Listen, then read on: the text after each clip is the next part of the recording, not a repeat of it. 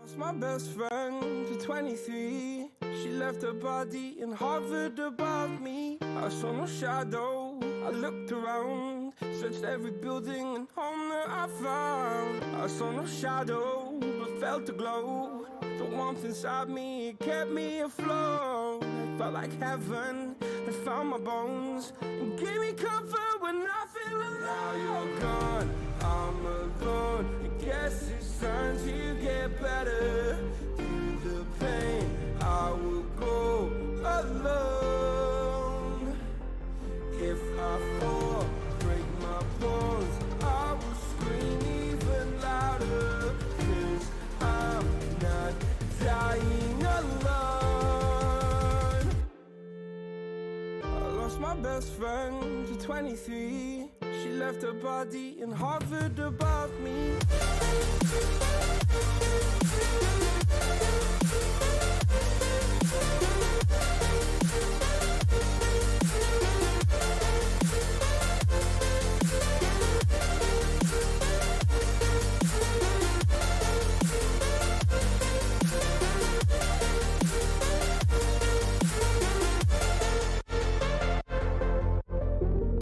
My best friend to 23.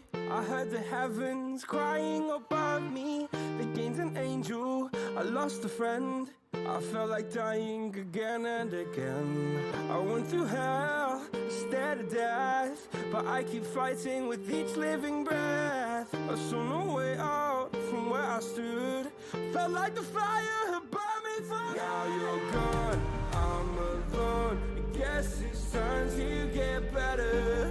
Through the pain, I will go alone. If I fall, break my bones, I will scream even louder. 'Cause I'm not dying alone. I lost my best friend.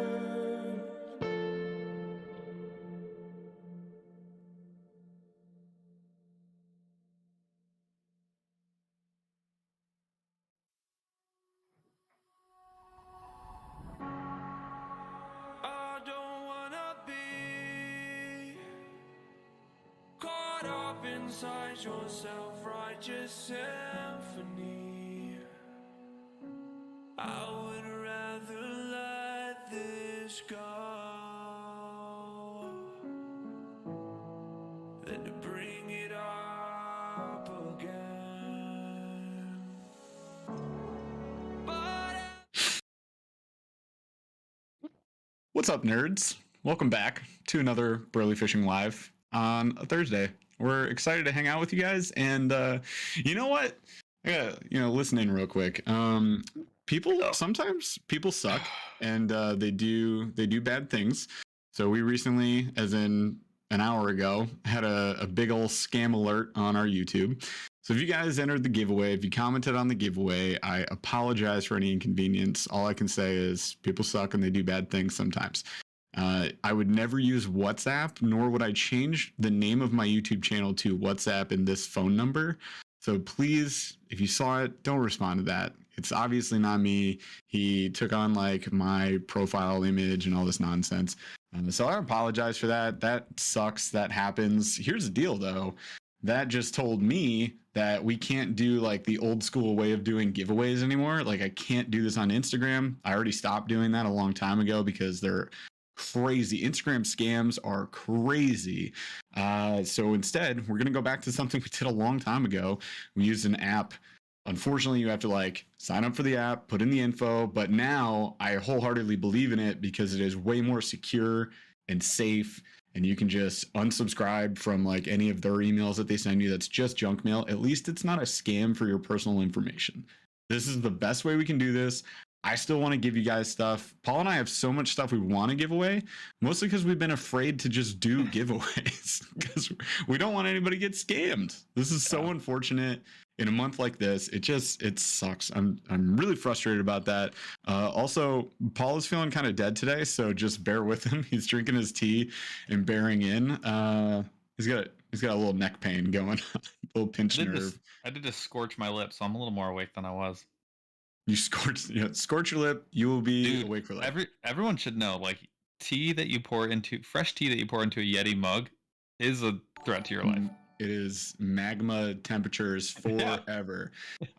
So hey, I hopefully you guys all understand the whole scamming thing. Apologize for that again. We'll do it differently in the future. For now, if I comment back at you, just check my profile. It'll be me with all the views and videos that we have before you respond to that person. All right. Anyways, yeah. What's the app? No, WhatsApp. It's terrible. No, he wants to know what app you're going to use. Oh, what app am I going to use? Well, it's actually a website. It's called King Sumo. If you guys know of any other ones or any better ones, I am all ears. Feel free to DM me or just shoot us an email or something if you have a suggested. Oh, yeah. Chaz has one. So we'll figure it out. If I have to pay for it, I'll pay for it. I don't care. Like, we'll figure it out. We'll make it secure and safe for you guys because that's what's most important. And then I just want to have like a guilt-free, safe way of just giving you stuff. Is that so bad? Is that so wrong? It's harder than you would think. It shouldn't be so hard, right? Yeah. So anyways, we're going to have fun tonight. Tonight, we're talking about cold stuff, ice fishing. We're going to get into the nitty-gritty details. And just so happens that this first super chat from here, Fish Daddy 401 for that $1.99. Thank you so much. He says, hey, fellas, he sent us some ice fishing plastics, and we're going to try them out. Yeah. Well, you'll see them. I have an unboxing. You and I haven't even fished together or seen each other in person in like 4 weeks. So I'm going to unbox them. It'll be a video coming up in a couple of weeks here, probably just due to the video schedule. And you'll see what kind of plastics were in that. But send us a bunch of cool stuff, and I'm excited to try it out. And we got tons of new stuff, actually. We got the MONSTERBASS Icebox. This podcast is sponsored by MONSTERBASS. It just so happens. How weird is that? Weird. And I've done 2 unboxings already. One for their channel. I think there's another one coming up. And then I made another ice fishing video for them. Someone just mentioned that they have some ice fishing combos in their cart. I did a how to pick ice fishing combos. Apparently they're being marketed somewhere that I don't see. So, but yeah, apparently that video is floating around somewhere in the world. Yeah, you did one for their channel. We did one for our channel. We're probably going to do a new one on some Akuma gear coming up. I'm working that out at the moment. And look, it's Jifon Kim. What's up, dude? Remember, for 8 months. 8 months. This is a steady relationship. We're going steady, Jifon. I appreciate you so much, man. Hood or no hood while ice fishing? Great question. Hold on. On which shirt? You're not being specific enough because I wear many shirts. If it's on my sweatshirt, this is where I'm the most anti-hood, is when I'm layered up. That's when I'm the most anti-hood. But I'm like my outerwear, like on my coat, you gotta have a hood. Or the hoodie, actually, the hoodie hood is like the perfect hood usually. Yeah, usually you'll have, so like the heavy coat hood, you typically don't put up. If I could take it off, I take it off most of the time. It's only when you have sideways snow that is flying at your face that I'll put that up and like cinch it tight, just because it's thicker and it protects Very me. rare. But yeah, it's very rare. Typically, it's just the hoodie hood that's up, and I'm actually, you guys won't believe this, I'm with Paul on this one. So base layers are hoodless. I try to ride the one hood. Here's the other reason though, because you're gonna have a gator underneath that. So you got like the gator. If you add multiple hoods in at that point, you're being strangled for the entire time that you're on the water, and that is not fun. I can tell you from our trip on the St. Lawrence, I was strangled for most of the day because I was wearing the Aftco Reaper out the out what is it, like it's the great for like windproof fall. one or whatever. Yeah, it's good for fall.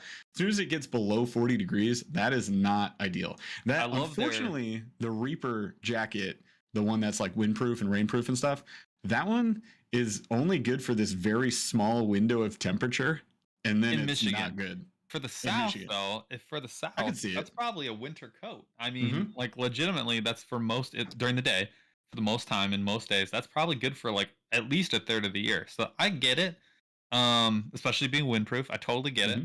But it's weird. Michigan is kind of a weird. You gotta have some some interesting combos to like be ready for Michigan weather, because it's very crisp, very dry for the most part, and then you're gonna get crazy temperature swings. So like you're going like even in like the dead of winter, like winter, the morning is gonna be brutal. And a lot of times you get these like very dry, crisp, cool, like freezing cool mornings, and it'll be like 8 degrees, and then by the time midday heats up, it'll be like 36, not a cloud in the sky, and it'll feel like it's 50. So layers are adjust. important. Yeah, layers make a big difference because you can lose layers throughout the day. I'll say last year, I probably wore the outer jacket once. And then the rest of the time I was wearing the, what's the neon coat we both have? You have the orange one. Is it Icebreaker? No, Blackfish. Blackfish pullover. That thing is ridiculous. It's actually really is perfect because it works as a solid outerwear, like, because it's windproof. It's pretty thick and fuzzy, which is very nice. Got a great hood, and I like that it's a pullover. Actually, I'm a big pullover fan, and I think and it's baggy, and so that means that you can put a hoodie under it, no problem. That actually covers you from like probably 15, 20 degrees, 10, 15 degrees, all the way to like you're okay even in 30s, which is a nice combo. Nice. Yeah. So we're going to get into gear. We got a lot of stuff to talk about with ice fishing. But before we do that, of course, if you guys like the content, be sure to subscribe, smash the like, ring the notification bell. No. DDT, the notification bell, please. DDT. We got to come up with some other moves, too. We got a rock bottom, people's elbow. Yeah. Dang it. All right. Anyways, so do the thing to the notification thing. And then if you guys are listening to this podcast, be sure to drop us a 5-star review. Leave a comment there. That helps us out a lot on the audio format podcast apps. So we appreciate you guys so much for doing that.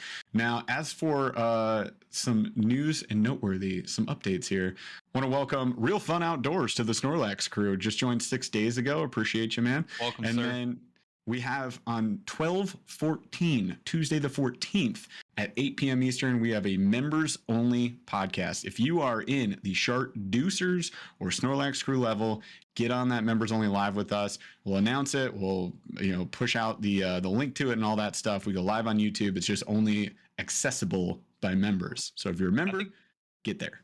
And I think maybe we'll have some Christmas gifts. I think we're gonna do. That one? I think we should have some Christmas gifts in that one. It's our December members only. So if you want a chance to win, because it's a smaller group of people, I think we have like 40 members on YouTube. Maybe you, if you want to join, we'll do like a giveaway on that. So maybe a couple. I don't know. No, I think we should do 2. And we did a couple last time, and they were actually solid. I did 2 last time. Did you do one last time too? I think so. No, I think you did the one last time, but we're gonna we'll both do one. Double up this again. Time. Yeah, so we're gonna double up. There's gonna be some fun stuff there, and then on December 23rd, we have a donation extravaganza. Benefits go to autism anglers. So Paul and I are going to be giving away some gear depending on the super chat action. All super chats, by the way, will be donated to autism anglers as well. We'll take care of that on our end. We'll let you know how much we end up with at the end of the show or after the show once we can do the math, because I got to go back into YouTube, figure it out. But we're going to donate all of that to autism anglers. We should have Don on, and we should also, who is the guy that runs autism anglers, and then we should also have Debo's Fishing on. We have confirmed those two guests. We're going to try and get some more. Maybe we can make it like a big fun extravaganza.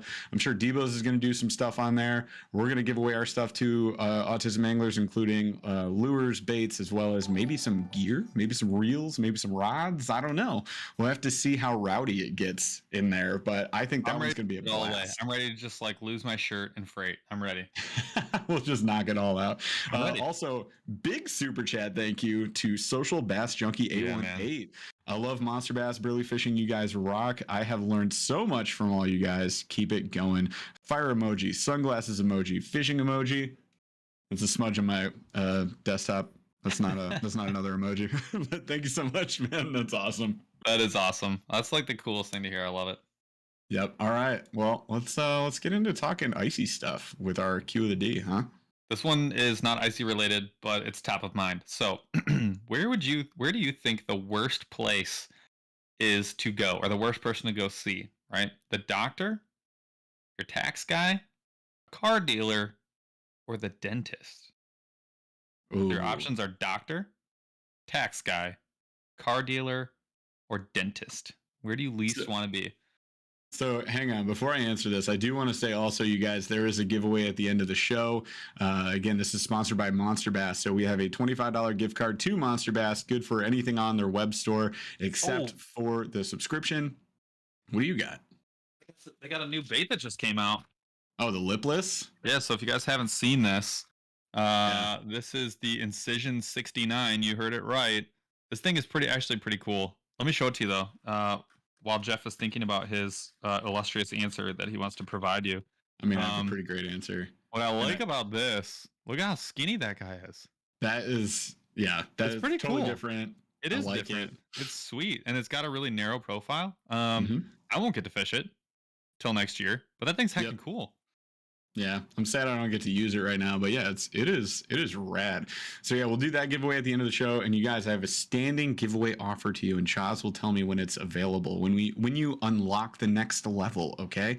And that is when we have 100 viewers at one time on the show. So it is your job to invite people in. You can help us out. Try to get more people, more viewers in here. If we have over 100, we'll do a giveaway. And it'll be, a big old bag of lures. You know us. You know how we do. I'll just fill up one of these. Maybe like one of those. We always get a couple of those bags a month. All right. So back to the Q of the D. My answer is easy, and it's because I like my tax guy a lot. Car dealers, I mean, I have a lease and it's my uncle, so I have no issue there. And doctor, I just went to a small town doctor by me in Irish Hills, Michigan. Pleasant place to be. So dentist, easily. And it's not even that my dentist is bad. I went to my dentist, my new one, in this location, I don't know, a week ago. It's like my first time going to this one. And it is like the most podunk of podunk dentists you have ever been to. Yeah. And they had the craziest thing. My wife went first, and she told me there's going to be a picture in there.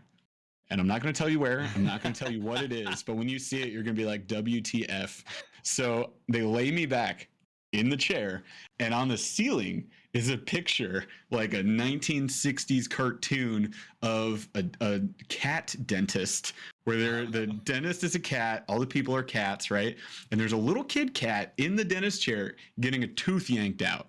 Oh, no. Having a tooth yanked out, and then like one of its siblings is like in a doorway behind him, and he has like that old classic like wrap where they used to like tie a bandage around your head once you got a tooth removed. And I was like, why is this the image you chose? One, the image you chose. Two, it looks like it's been tacked up there for 75 years. I was like, what? I thought it was that long. What? But yeah. Oh my God. I don't. The building is 150 years old that it's in, so it's very possible. So I do not hate the dentist. But I loathe the dentist. I don't. But big butt here. I chipped a tooth. like when I was in middle school, like cracked my front tooth like completely in half. So like once every like 5 or 6 years, that will, reopen itself, right? I will like it'll just like fall off.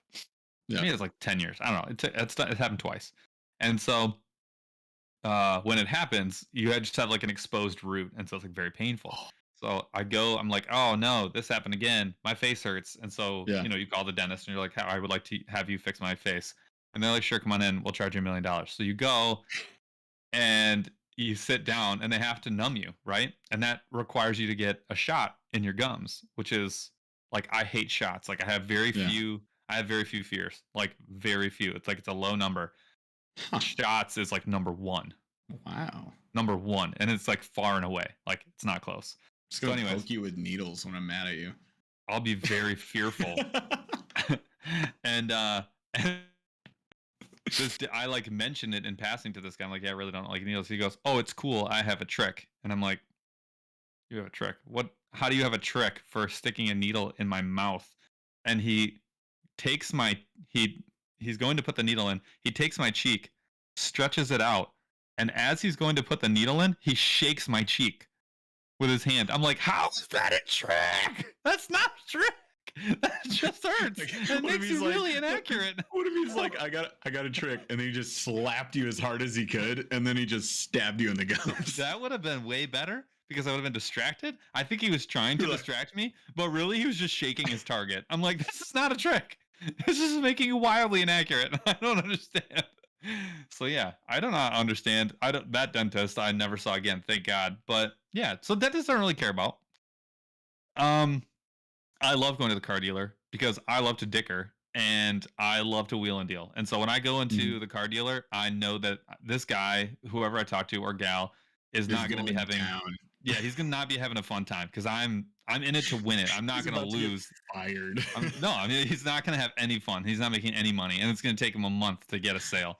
No presents for his kids for Christmas. None. No, Nothing. Those are mine. Unhappy ending. I want all your kids' Christmas presents in my truck, or I'm not driving away without it. So I love doing that. One more request. I used to hate going to the tax guy before I became like financially literate. Like when I was first like getting into like being a big boy and I had like a real job. Yeah, because it would just be like a surprise $500 bill, and I didn't understand how it worked. So I really didn't like that. But now I love it. I absolutely love it. So my answer is by default doctor. And it's usually because you end up getting a shot. So yeah, that's really the only reason.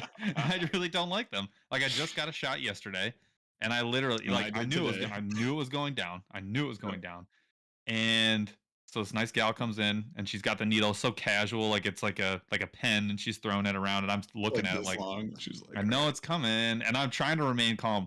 In my brain, I'm like, this is not a big deal. You've never been hurt by a shot in your life. Like, relax. This is not a big deal. But I have to like mentally, like calm down. It doesn't work. My whole body is in like overdrive, and I'm literally just telling my body like, calm down. Like, what are you doing? And but my body's like, ah. I like forgot to pick up my kid on the way home because my body was still like recovering, and I was like so distracted by like having gotten one tiny little shot. And during the shot, my brain is trying to tell my body like, this doesn't hurt. You need to like calm down.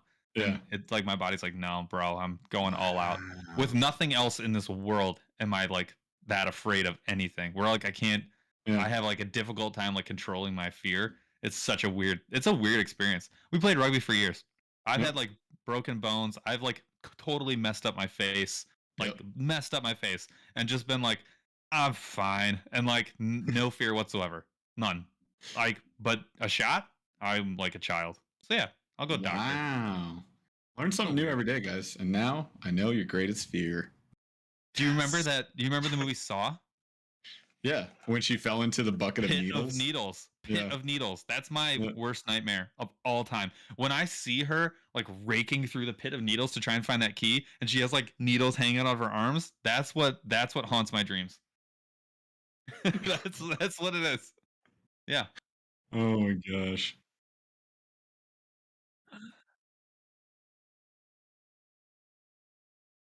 So I have thought about if I were in a situation where I had to give myself a shot, I actually think that I would get over it. No, I think I would get over it. Like I think that's how I would do it, because I would be like that. Have you ever seen in movies where they like inject themselves with something horrific and they do it very violently and quickly? I would start by doing that until I started bruising myself, like, horrifically. And then I'd be like, okay, I got to slow down a little bit. And then I would like probably find some trick. Like I would use an ice cube or something and just like, I'd figure it out. But I would actually that'd be good for me. I feel like that would like face your fears, right? Having a chronic illness would be good for you. Yeah, I hear you loud and clear. One less fear. All right. Anyways, so let's talk about ice fishing, dude. Nah, I like this where this is going. This is fun. What is the frozen show meat? Let's get into it. All right, frozen show meat. So, we don't have ice here. This is Jeff and I talked about this. It's kind of a difficult time. Somebody asked me a question. Would you rather get shot or hooked with a treble in the calf? I would hook on the treble of the calf. I would actually really like the experience of clipping that and sewing it through. That's a non-issue for me whatsoever. Getting a shot, like it's my body. I can't control it. My body's just like loses it. I just can't handle it. I'll say this: cerebral. the likelihood, because you're not diabetic, that you would be getting a shot while fishing is 0, and a treble through the calf would be 100% chance you're fishing. Well, yeah, 80% chance you could be. I don't know. I've been hooked before. I'd be okay with it. That's a non-issue for me. It has been hooked. I've helped. Wouldn't have fun. David Ellers said for a little bit, I was thinking you guys were going to do the show while ice fishing. Bro, I wish. That'd be sweet. So sweet. One day. There's not Charles enough wants us ice. to buy like a $3,000 backpack so we can like stream from the lake. See, he's still trying it right now. Yeah, I upgraded my Verizon. We can do it. We figure it out. Yeah.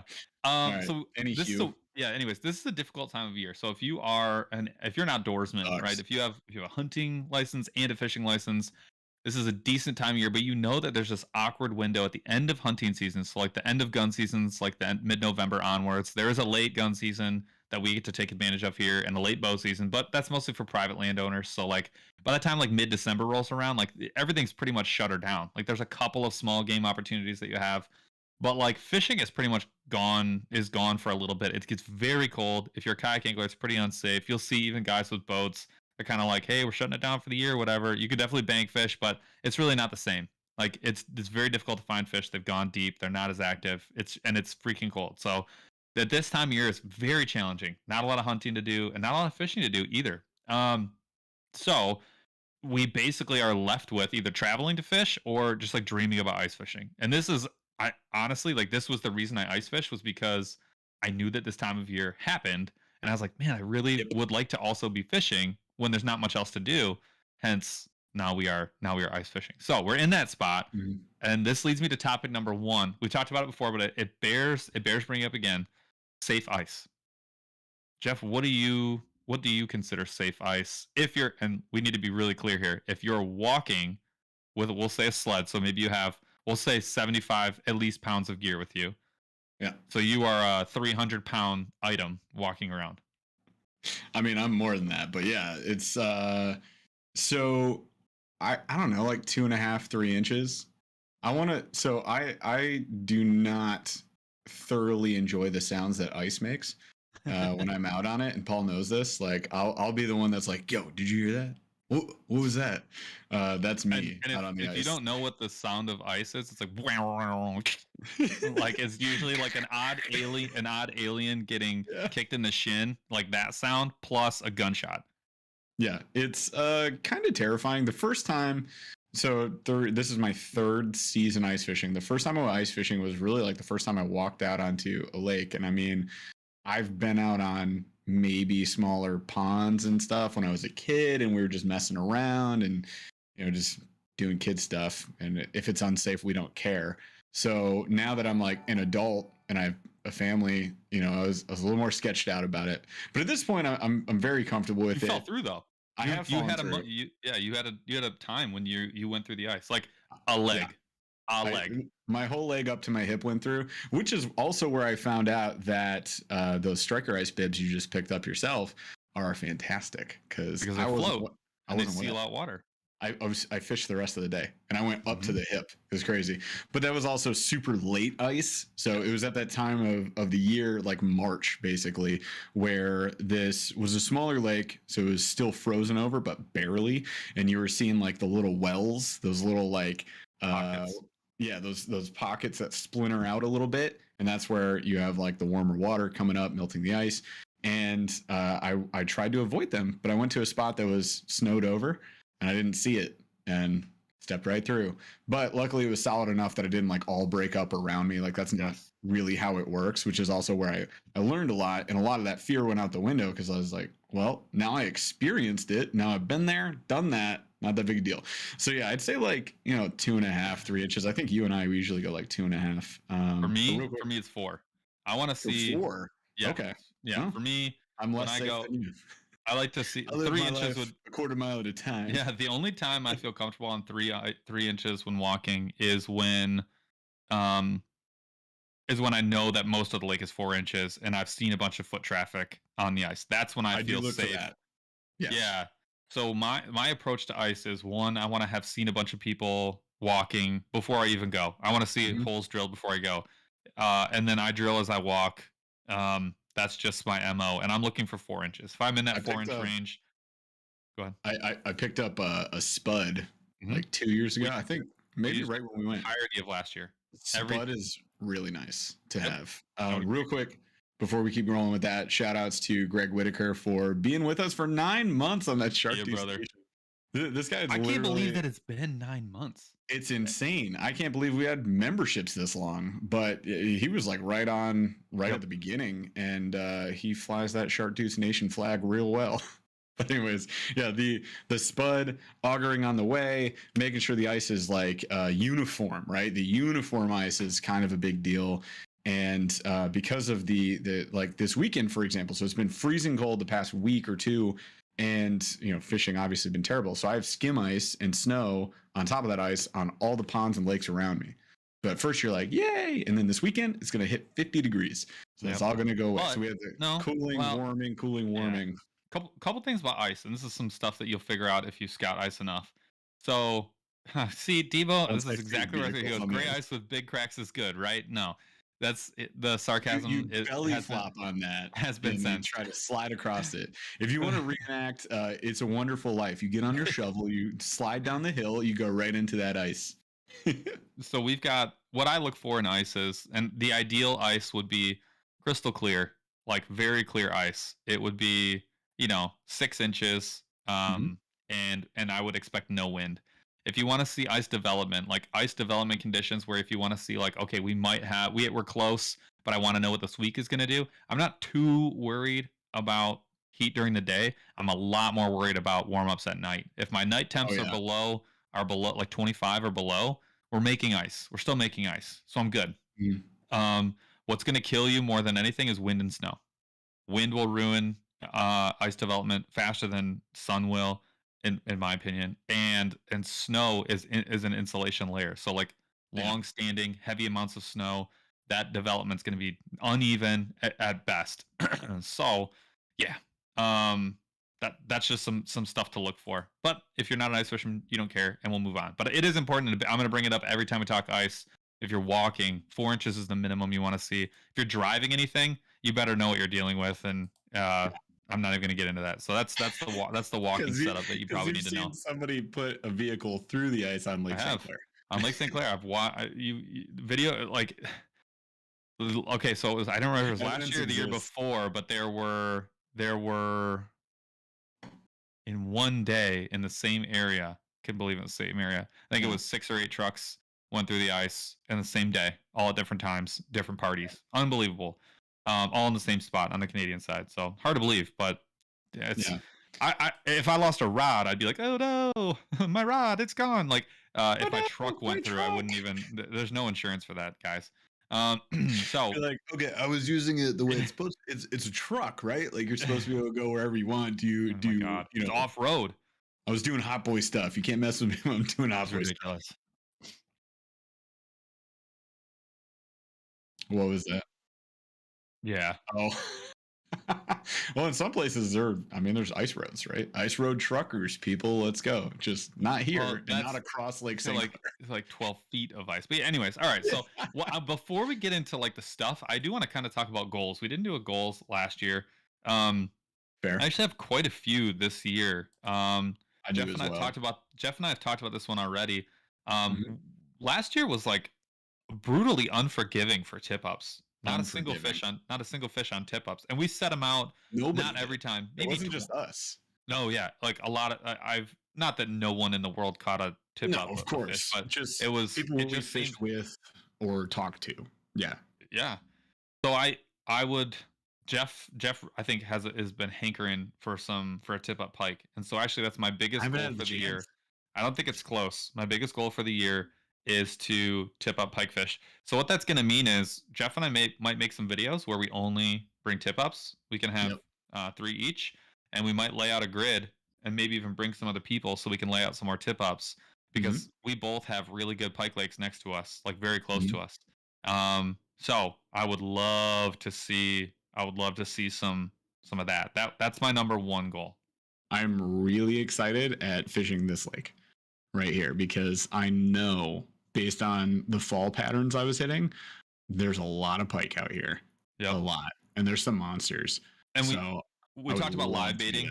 Yeah, we talked about live baiting more this year, being very intentional about it. We haven't been in the past. So in the past, we've caught our own live bait and just used bluegill or whatever bycatch, right? Like the smallest fish that you're going to catch. That will not be the deal this year. I think we're going to be really intentional. We'll go out and buy live bait, and then we'll freeze whatever we don't use so that we have something frozen. Because a pike is just as liable to hit live versus frozen. We've got a good spot out by me. You got a good spot out by you. I just checked mine out the other day. So we have Nutsons. I don't know if you've heard of it. Nutsons? Yeah. Whatever. I'm calling it Nutsons. I have been there. Been there probably a dozen times. Shout out to Nutsons Nutsons. Nutsons. When Ralph was out here, he came to fish with me on Devil's Lake. He came out and he went there, picked up a Guggen rod. They have some insane stuff. They have.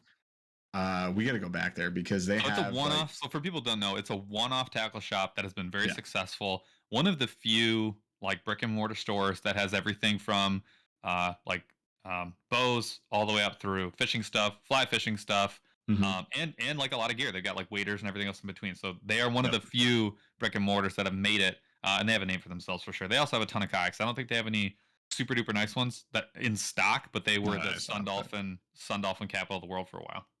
Yeah, but they've got some straight classic stuff in there, like some really old lures, rods, reels. It's a cool place. If you guys are ever in my area, check it out and then hit me up. But we might hit them up. They got a really good live bait section in there, so we'll do that. So that here. You got your spot over there, and we'll do. They're actually known for their live bait. That is kind of, I think, what initially put them on the map is they do have really quality live bait. I think they have golden shiners there. I think. Don't quote me. Yeah. But they have. We're gonna do it. That's some bait that you don't normally see in the States. So pretty cool spot. Yeah. And definitely golden oldie. So tip ups, pike on tip ups is number one. I'm excited for that / a pike at all because I haven't pulled a pike through the ice yet. So I haven't caught a fish on a tip up yet. That's big check mark number one. Number two, toothy critters. I've caught just about everything else. I have not caught a toothy critter. I had some nice. Last year was the first time that I started catching bass through the ice. The first year we went ice fishing, it was crappie, perch, bluegill. And then last year I caught everything but pike. And I think, pretty sure, I had one on that last time we went out with Ted. And I did a dumb thing, and then I didn't have a fish anymore. So, lesson learned. Won't do that again. Hopefully next time I get them. Also, Dad, yes, spearfishing works, and they sell spears at Nutsons, and I will go get a spear and maybe consider doing that if we figure out. You're gonna need a chainsaw, but yeah. Another one for me. I do want to hit some of the big water in our area. So like Gull Lake is a place I want to go. I definitely want to go hit up St. Clair, which we can now do because we can cross the border. There are certainly some really good spots for us to go to that I'm really excited to go ice fish. So I'm that's number two. A big one for me. Wait, where? What big water? St. Clair, Gull Lake, stuff like that. Oh, that would be phenomenal. Houghton we have a place. We have a place on St. Clair that we can now go to. That we can I don't believe this, Paul, because I know, but it's although real. you keep saying I can go there, we can actually go, and we can actually just conversation. we can just walk our stuff. We can just walk right onto St. Clair from where we sleep. So for sure, yeah, that would be amazing. Huge, man. That would be huge. If we could do that, that would be awesome. It's just this alleged cottage you keep talking about. Like I've never seen it, you guys. Not an issue for me. I know it's real. I don't know if it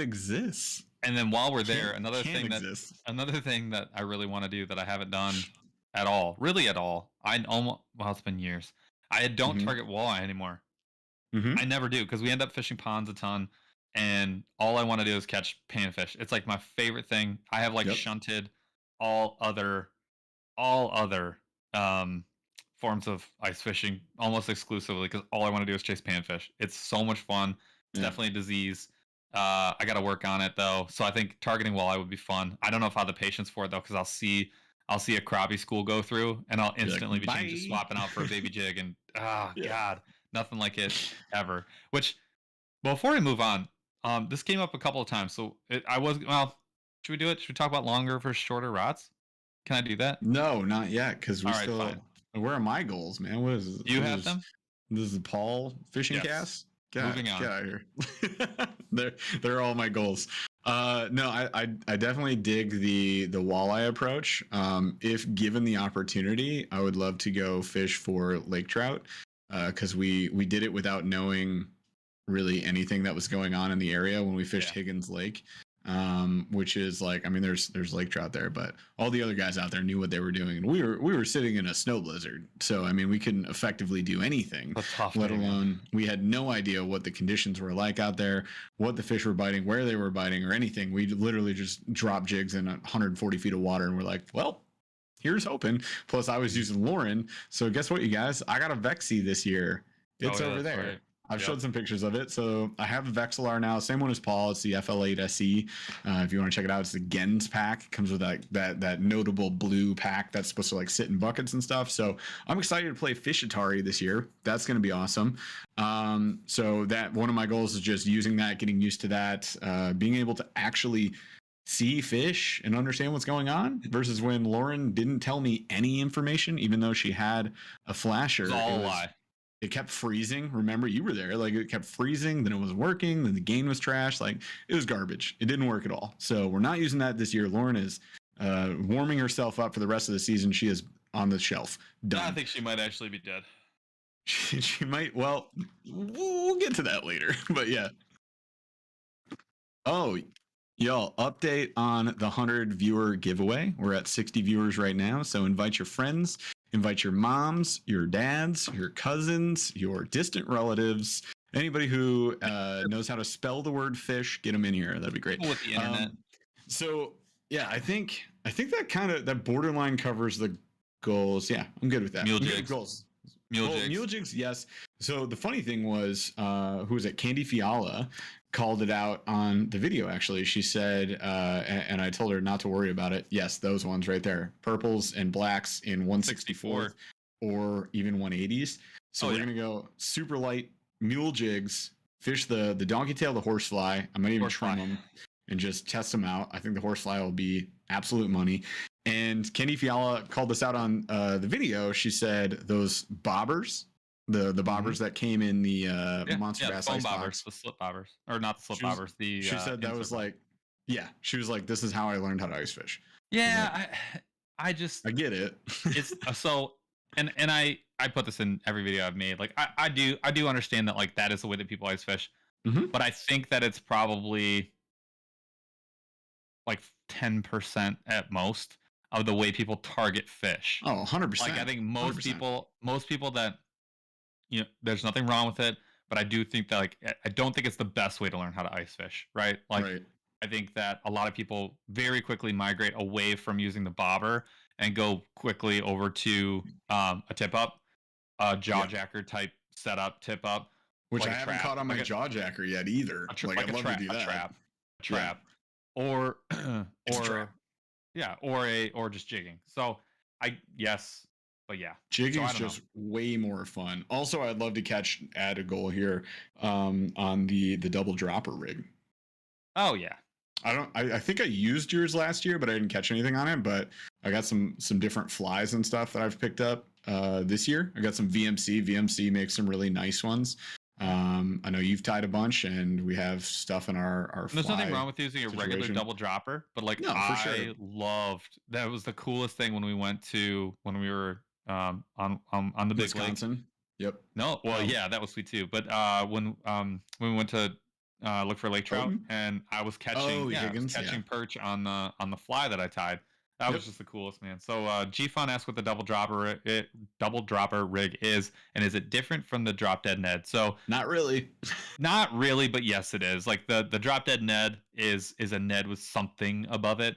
The double dropper rig is like the same rig with not the intent of being on the like targeting like the bottom. So you don't necessarily need to be weightless, but you're still Mhm. going to have your slightly heavier rig on the bottom rig, and then at some interval above you'll have probably a naked hook, in my case a fly, Mhm. depending on how the fish are schooling, anywhere from, I like to have mine 6 to a foot, 12 inches or whatever above. It's crazy cool though on a Vexillard to watch a fish come in on the upper jig and smack it. It's amazing.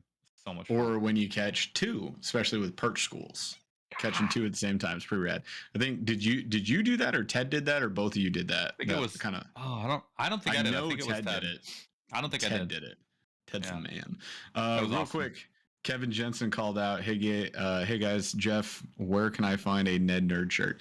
Well, we made them ourselves, so you can't find it anywhere but here. And we were thinking maybe we do something with it and make $0. I mean, we love doing things for $0. So what do you guys in chat say? Should we figure out a way to like sell these shirts? We could do that. The last gigantic batch of them, like 48 or whatever, we just gave away.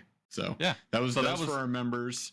Just so everybody knows, like, unless all of our members come in and say it's okay, I'm probably not remaking that shirt. I'll come up with another one, because that's Another your one guys' would be shirt, sweet. man.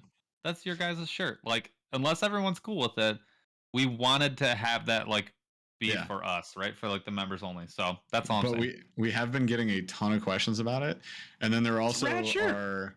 It's red. We're super proud of this shirt. Don't get me wrong.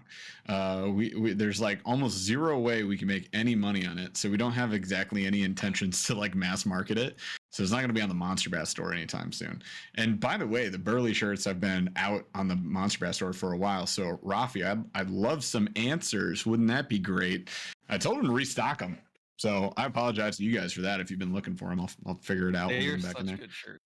But yeah, what we could do is there's plenty of other things that we've had people say like, that's your next shirt, and I'd love to make that just come true. And what we like doing, still making $0 on this, but like have you guys in the membership level get those shirts for free. So it's like if you're on the Snorlax crew, this is what we did last time. So you join the YouTube membership, you're on the Snorlax crew, we just give the shirts away. We ship it to you, no cost to you. And that was super cool. That was fun. I think it's something potentially we could do like even quarterly. Dare I say quarterly? Is that stretching? The minimum Maybe is every once 6 a year. months. The minimum is once a year. Well, That's what we talked talked about. Minimum is once a year. So every 6 months definitely is an option, and then quarterly would be a push. But maybe we can figure it out. Jeff and I talked about it like back in the day when we did it. We were like, dude, I mean, yes, like it is a cost to us. Like it costs us to do it, but I'm like, it's like doing 10 giveaways or whatever. But like everyone wins. We get awesome shirts, and it's like one cool advantage you get of being a member. And that was the whole point. Was like, let's just do something awesome for members. Like we were talking about. I don't know. I think it's the coolest thing. So we'll see. But it keeps popping up. It does. People love that shirt, and I do. It's haunting me, but I do love doing it. All right. So what are we in? New setups? Let's talk setups. So we did a video. Lots of about stuff. Our setups. I have in my mind. I have half your stuff here. I know. I have one rod and 2 reels. In my mind, there were. Ice fishing is unique. So if you don't know anything, if you're not into ice fishing, you're not like you're not hip to it because you don't do it. Ice fishing rigs are, I would say, like it's less important to have super high end gear. It is very nice. It's helpful. It's not a requirement. Reels, I think, especially you can get away with like a size 1000 spinning reel, and you can do almost any kind of fishing. It won't be perfect. But it'll work very well, and it'll last you like the entirety of your career if you wanted it to. And then for like $30 to $50, you could actually get into, you know, a 30-inch, 36-inch rod, 32-inch rod that will do, you know, a light or a medium light, and you could just take that one rig and fish almost anything and be very successful, like very successful. You don't need a lot. I like to run and gun, meaning I like to dig 3 holes in one spot, check all 3 of them, look for some marks with my Vexilar, my sonar, whatever, my electronics. I like to look and see what's down there. I'm probably going to drop at least once just to take a quick peek, see if there's some action, and then I'm moving on to the next spot. And the next spot, I might drop a jig or a flutter spoon instead of an ultralight jig. And then the next time, I might do the ultralight jig. And then the next time, we might sit for a little bit and drop a tip up because we know we're kind of close to the area. Like, I like to move around a lot because I like to chase panfish. That's just what I like to do. So for me, I have 6 rods with me at all times. I have 2 rods that are heavier. And they're usually just for one for live baiting and one for like larger baits. Like if we're seeing a bunch of pike or bass, I'll have a larger bait. If I have 4, and then I have 4, they're all just lighter ultralight. And that's how I like to fish. I would like to have 2 of those be longer, the lights be longer, like 26, 28 up to like 32. That's kind of my sweet spot. And then the ultralights, I like my ultralights ultra short. I'm targeting panfish. I want those to be inline. We fish a lot of shallow water. So a lot of the people we got a few comments about people like, I have a longer rod. I have like a 3.5 foot, 4 foot rod or whatever. And I'm like, that's great. You're fishing for lake trout in 100 feet of water. I am fishing for bluegill, slab bluegill, and perch in like 10 feet of water or 8 feet of water. Most of the time. And so I like an ultra short, ultra sensitive, ultra light rod, extra fast, and that's just how I like to fish. And I do it so much that I want to have 2 out of my 6 be that, and I want the other 2 to be a little bit longer. That's just how I do it. So that is not, if that came across in the videos that we made on our channel or the MonsterBass channel, that's better, you know, I apologize for that. That's just how I like to fish. I tried to make the point in our video, find out the way that you enjoy fishing and like get your setup that way. So it wasn't meant to be like, this is how you should do it. Like, this is your 6 rod setup, your 2 rod setup, your 24 rod setup. This is like the one that I have settled on that meets the way that I fish. A lot of guys, I think, want to sit in a shanty and they want to fish the same hole all year because they know it holds fish, and they just want to have a couple beers and, you know, you need 2 rods for that. You don't need anything. So there was a question, I think TJ or TJ's B game, right? That's my dad. Jeff's dad asked the question, how many rods can you have? I think going at once. I always get this wrong. You can have as many rods as you want, you know, unlimited, but you can only use 2 at once. I think it's 2 at once. I think it's 2. I can't remember. I actually think it's 3. I need to double check. I think it's 3. Why would it be 2 rods and 3? No, I think it's 3 total. I think you can have a tip up and then like 2 rods or any combination. I think you have 3 lines in the water. I'm pretty sure for Michigan. Worth a double check though. Worth a double check. I know the minimum is 2. I think the maximum is 3. Google it. somebody prove us wrong. I don't care that much because I'll check later. Here's the funny thing that comes up all the time in these videos, right? Is I don't feel, and you guys can correct us if we're wrong here. Maybe we're missing. We're not picking up on this, right? I don't feel like in any of our videos we've said this is the only way to do a thing. I feel like we've always established that we are just simply aggressively average anglers that like to fish, and we've never like said that we are the experts, the go-to knowledge base for fishing in any facet. So, you know, when we post stuff, most of the time it's just like, this is our experience with this stuff. This is what we think you would like this, and then we're going to post it. If we don't like it, we're going to tell you that, and we're going to post it, unless that company is mad at us and then they won't let us post it or whatever. And then I'll post it anyways and change the title. But at any rate, what? Well, we've always welcomed the feedback too. So when people were like, hey, great, you know, I use 3 feet rods only or bigger, I'm like, that's awesome. There's nothing wrong with that. You can do an ultralight, and that works just fine. If that's how you like to fish, go absolutely bananas. Do it up. But I also don't feel like anybody else should just come in and be like, this is the only way to do it. Because that's what we try to say, like, this is not the only way to do it. This is how we like to do it. Yeah. And we think you guys should try it, like how we fish the Ned rig. It isn't necessarily like the only way to fish the Ned rig. Oh, it's definitely not. Yeah, we are subtly aggressive, right? So we fish the Ned rig a little bit different than other people would fish the Ned rig, and that's fine. Like, and you guys should do the same. And to Paul's point, what he's saying is like you kind of get in your own groove. You figure out what works for you. You do it. Kind of like the first guy who decided he was goofy footed snowboarding or skateboarding instead of regular, right? Like there's nothing wrong with it, and those guys can shred as hard as the other guys. So when it comes to fishing, I feel like everybody's got their own personal flavor to put on it. Like, just do it. Don't tell me I got to get a 36-inch rod when I'm really heavily enjoying what I'm doing and catching a ton of fish. Well, right? I think they were just making do vice versa. Yeah, I think they were making the point though that like not everyone will migrate. Not everyone will migrate to a shorter rod, and that if that came off that way, then that's incorrect, right? Like I definitely. And we'll own it. I will. Yeah, and I'll own that every time in a comment. So I think that's great, and I think call them out every time. I'm totally open to that. But I want to call out because I don't want people to think that you must go with a shorter rod as you get better. That's just how I like to fish, and that's where I ended up. But most of my rods are 26. I actually have like a 15, an 18, and everything else is 26-inch plus. So yeah, like 10 out of 10. Agree for sure. So David Eller says Wisconsin's 3. Jack Kropp says Michigan's 3, but only 6 hooks. So it can't be like, well, yeah, it can't be all. Well, it could be all double droppers. But yeah, like. Yeah, but you can't have like trebles. He's calling out live baits, and he's calling out double. Like so, if you're running like a quick rig under a tip up, that'll be two hooks, right? Yeah, 2 trebles, and that's for like pike, muskie, that sort of thing. John Sparks says Massachusetts 5 hooks per angler, 3 guys is 15 tip ups. Yeah, man, lay the grid. Actually, on my home lake at my old house, I think it was last year, I encountered a group of people that I like. Literally, there was a checkerboard. I went out there of just like hole. So, I was like, so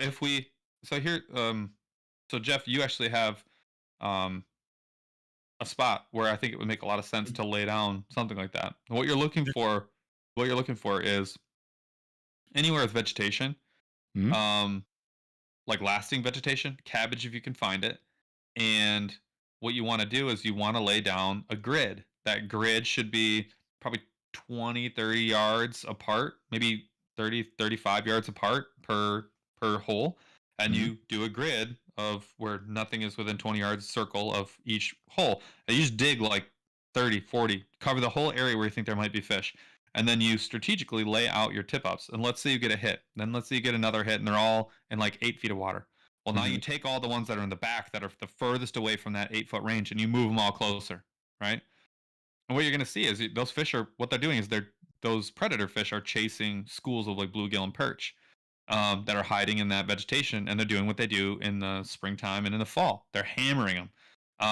So they're absolutely, you're trying to stay on top of that school of fish, wherever those fish are, and then trick them into taking either your dead or live bait. That's like, if you had 5 guys, that's like one of the most fun ice fishing days that you can have, because you're going to bring a table and a fire and a cooler, and you're going to bring some lawn chairs and sit and just wait for flags to fly. It's so much fun.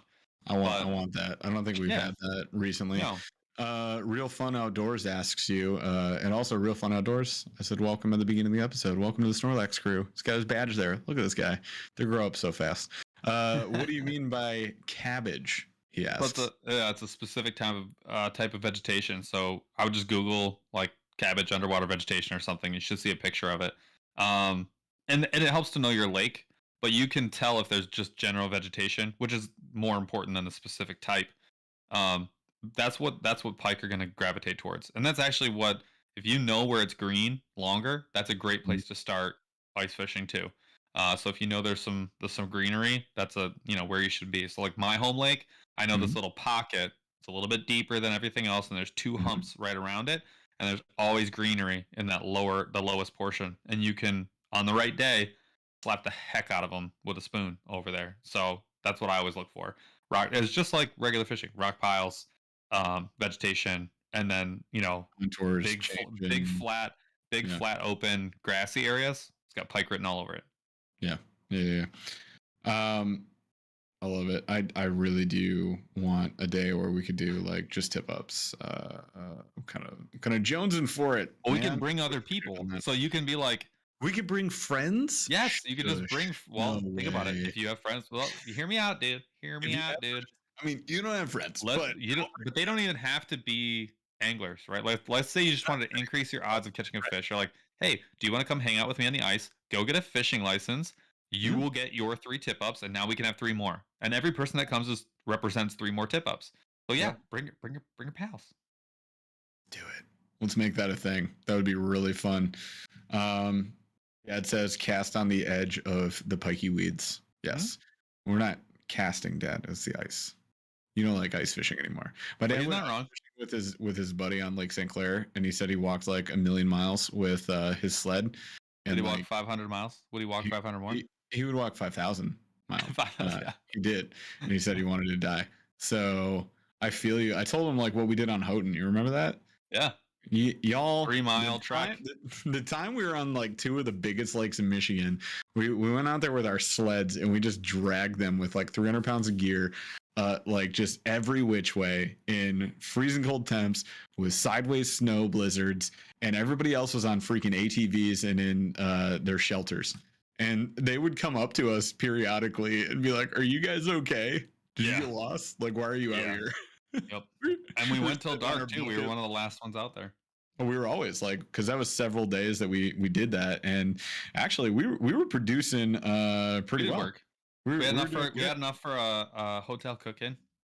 Yeah, and at the end of the trip, last like 6 hours, we were just fishing in the morning, then we were taking off. That guy came up, dropped all of his live minnows. Yeah. Us, remember? And then we fished with them, and we were catching perch on them. Yep. We were like, all right, cool, caught enough fish. Let's go. Bye. Yeah.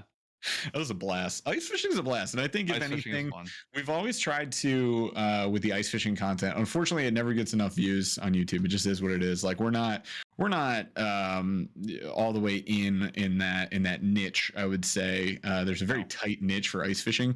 You guys know your go-to people. You know, like Sam Sobey. You know, for example, like he's gonna crush his views on ice fishing. We'll post something. It'll get like 500 views, but for the most part, our goal with ice fishing videos is like, 1, we're having fun, so whatever, and 2, it's we want to kind of frame that narrative in the right light, because I feel like ice fishing gets so unfairly accused of being boring. Like you boring just bucket sitters. I get it.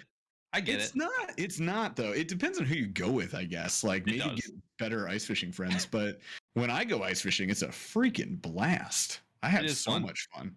It's fun. And we move a lot. Like we don't just sit on buckets in one spot. You bought a shelter last year, and like we used it once, twice, and you know we did not have as much fun in it as we did around it. 100%. But we also the other thing too is like ice fishing is tough. Oh, Justin Royal's in here. What's up, dude? What's up, brother? Ice fishing is difficult because until it is a different game. It's a totally different game. Like it's related to open water fishing, but it's totally different game. And there are different elements that you got to deal with. Everything from cold hands and cold feet, all the way up to the wind can be ferocious. Mm-hmm. And some guys can run a gun. Like that's just what I like to do. Some guys can sit down and find a spot and just hammer it and sit on the shelter and knock them out. I've never been that guy. I don't have the patience for it. I don't enjoy doing it as much, so I don't really do it that often.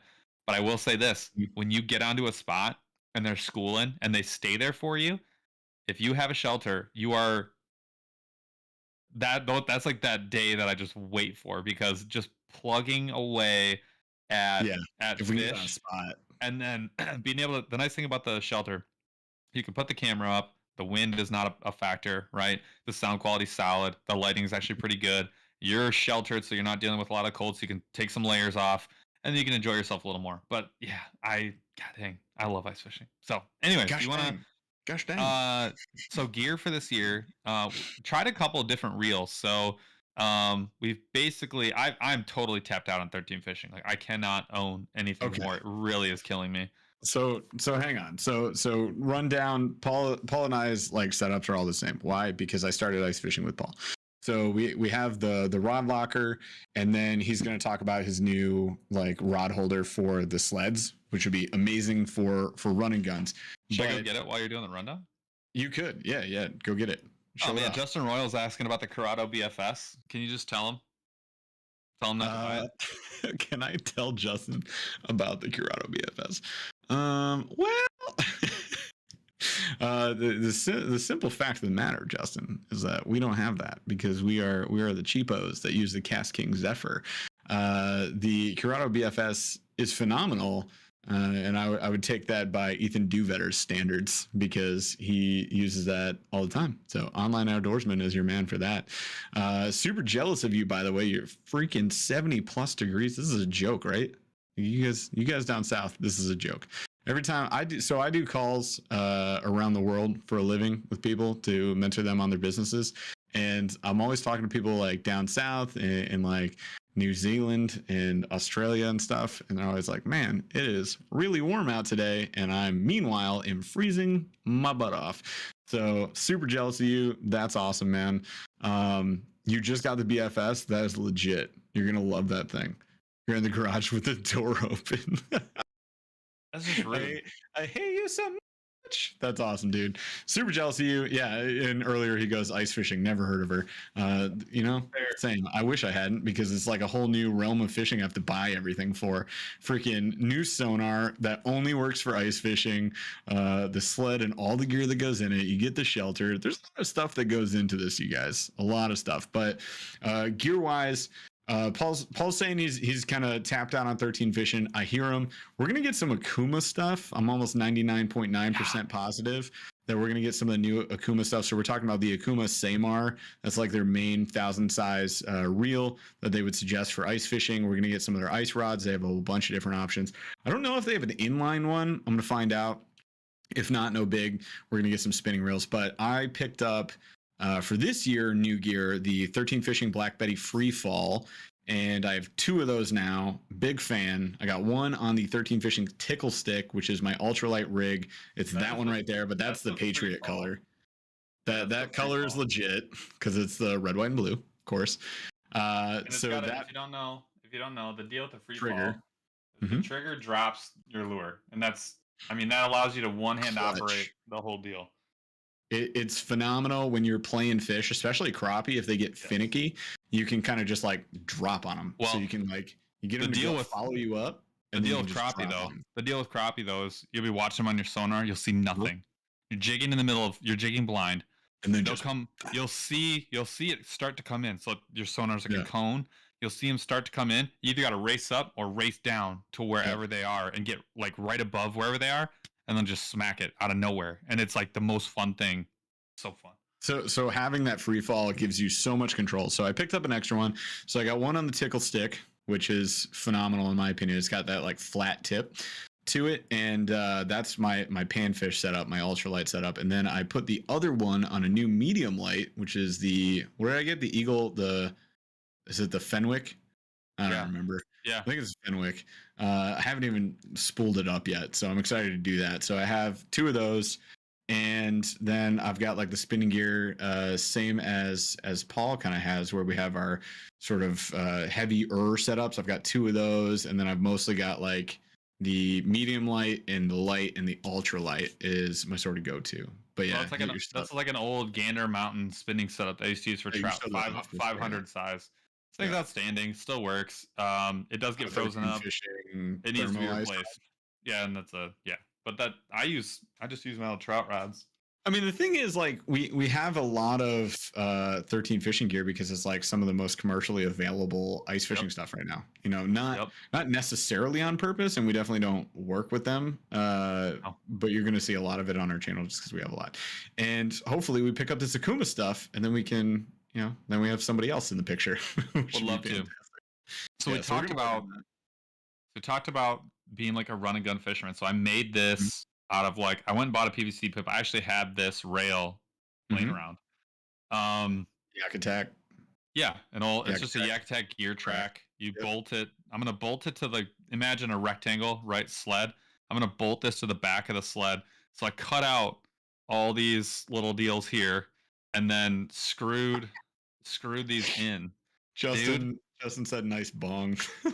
I know, right? It's a communal deal. Anyone can join. It's pretty sweet. It's like the shot skis, you know? Yeah. So my buddy Cooch, he actually just did the world's longest shot ski. No, how long was it? 400 some skis. Yeah, what? He's in Breckenridge right now. They just broke the record today. Unbelievable. Dang it, So Cooch. the deal is though, what ends up happening with your rod and reels, like I used to keep them all in a bucket, but like the handles all jam on each other. They actually get stacked up inside the bucket. Even if I thought about like putting these inside the bucket, but like fish end up in there, lures end up at the bottom, live bait ends up at the bottom. Like it sucks. And then it actually takes up a ton of space inside your sled. Really ticks me off. It does not work the way it's supposed to. I want to throw in too, if you have a rod locker, when you're running and gunning, first of all, it's huge. So it's more like transport to the lake, and then I want us to use this on the production. Anyways, so like this would be what we use when we're actually on the water, because the rod locker takes up so much space in the sled, and you're never putting your rods back into the rod locker once you're fishing. No. I never do. I just toss them in the sled, and they're floating around. They get lost. They get hooked on other things. Very frustrating. Danger. This is literally just like grab and go, and then throw it back in, swap it back out. This is amazing. I will say though, this is the polymer. This is the polymer one, which is very light and a little bit flimsy. So they actually make a backer. So this will actually go underneath, and then like so. Sick. And then bolster the old sled. So I hope that'll work. You can use wood to back it too, but they just made this, no big deal. So yeah, I am really excited to see how this works. I will say though, I might cut this down the middle, both of these, cut them, and do like 3 and 3, and do one on one side, one on the other, just to like distribute the weight. Because this does weigh the way I built it. This probably weighs 4 pounds. It's not light. It's not super heavy, but it's not light. Not that heavy. No. And like it depends on the day. So it's like if we bring the shelter, we got a lot of extra weight. If we don't have to bring the rod locker and we don't have to bring the shelter, that's a pretty light running setup. That's sick. I kind of love it. This is the shortest you can go though. I mean, you might be able to get away with another ½ inch on some of these, but like for the most part, all my rods are a freaking mess already. This is exactly what happens. This is exactly what happens. I can't even grab. Now imagine that. I couldn't grab one if I wanted to. But that's in your sled, and there's also like a 50-pound auger in there that's like daring you to razor blades. Do it. So yeah, there's by the time you actually get the rod in here, you need to leave like 4 inches. Plus, there's these right here. These little you can't see them. These little screws that I found. This is what took me the most thought. I had to make these flat so I could actually drill a hole through something and then bolt them to the bottom. Like this was the hardest part for me to figure out. They make end caps of these, so I just epoxied end caps into the bottom of all these. Nice. And then tapped a hole through them for the hardware that comes with these. But anyways, they stick up a little bit. So yeah, this are like, I think these are 8 inches long, 7 inches long. That's like the shortest you can go. Can't go much shorter. I love it. But yeah, PVC was like $4, and I have enough for you to make your entire one. The caps were $2 each, so there's like $12, and then the backer plate was I think 12. It's not bad. I already had the epoxy and everything else, so that's going to be an epic upgrade on the sled. So you guys can expect to see that this year. Also, Nathan King asks, "What's everyone's favorite boots for ice?" So I am a huge fan of the ones that I picked up. And I think you have the lighter version still. Well, no, we know yours. Paul's gonna say his in a second, and you guys are not gonna believe it. But I couldn't find the ones that Paul got, which would have been effectively cheaper. So I picked up the Nikes. Charles is holding up like Air Force 58s or whatever they are. I don't know what they are. Anyways, so I picked up the Lacrosse Alpha Burly Pros in a 1,600 gram Thinsulate. Thinsulate, right? Yeah. Thinsulate. So they are the heaviest that they make, right? So they're super warm. Because here's the funny thing. Paul mentioned a minute ago, you get problems. Cold hands, cold feet. I get cold feet. My feet are like the first thing to go, and then I struggle bust the rest of the day. Nothing else really bothers me. My hands are fine. I don't wear gloves most ice fishing season. Like most of the time, I'm not wearing gloves. And Paul gets cold hands, not cold feet. So we're an interesting dynamic duo. But Paul, what are your boots of choice? So I have the 800 Alpha Burly Pros, but any full rubber boot I would say is your best option because it's guaranteed to be waterproof. There's no question about it. No laces, no weirdness. It's just all molded rubber. I would highly recommend whatever you can get. And and they're usually a little bit big. Like they're like they've got room for air in there, which means you're going to stay super warm, and you can layer up on socks if you want. So that's my recommendation. But what do you rock? Everyone should Google right now either the Snow Bunny or the Mickey Mouse boot. Be careful Googling Snow Bunny though. Yeah. Yeah.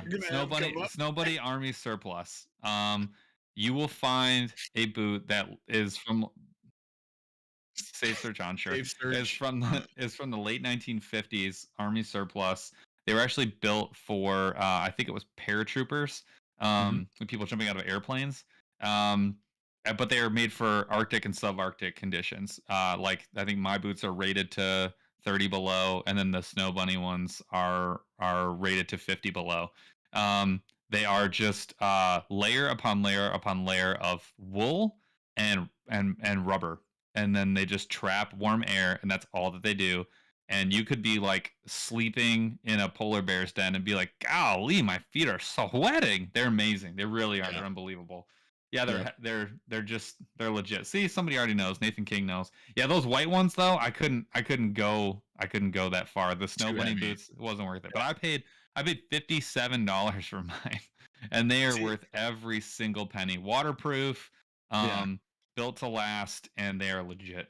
I looked very hard for those. Could not find a single thing near my size. It was the sizing that was a problem. I could find them. You could find like a size 6 men's. Yeah, 6, 9.5, or 15. And yeah, 15 double wide. Yep.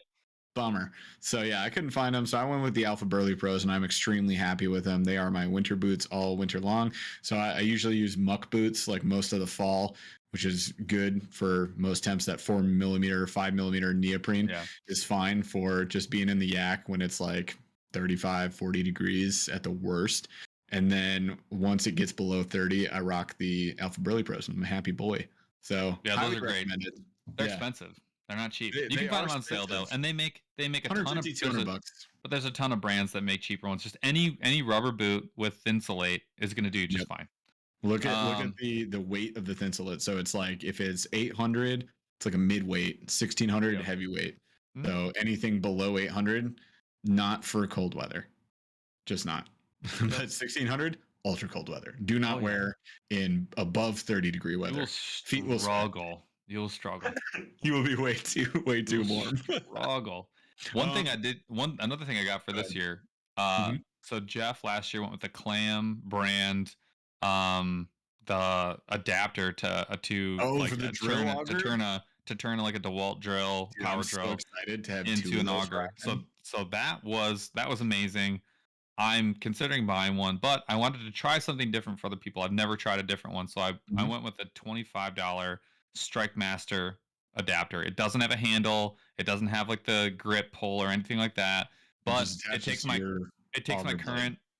current Strike Master Mora 6-inch, and it's like an adjusted chuck, 2-stage chuck, and then fits right in. So I think it was $20, $25, something like that. So we'll see how it works. I'm not expecting it to be like the best thing in the world, but having 2 drills will be a huge game changer. And I probably will end up going to getting the Clam one. I think that is the best one on the market for the money. It was $90 just for the unit? Yeah, with the handle. Yeah, with the handle. Blade. You don't need an extender. It's a good length. Yeah. So yeah, I don't know. We'll see. But I'm gonna try this one out and see how it goes. For that amount of money, I think it's worth doing it. It's worth. They have one at Dick's too, actually. I'll just mean if we're fishing over here and you're like, man, I hate this. We'll just go back to New. We'll just go get one.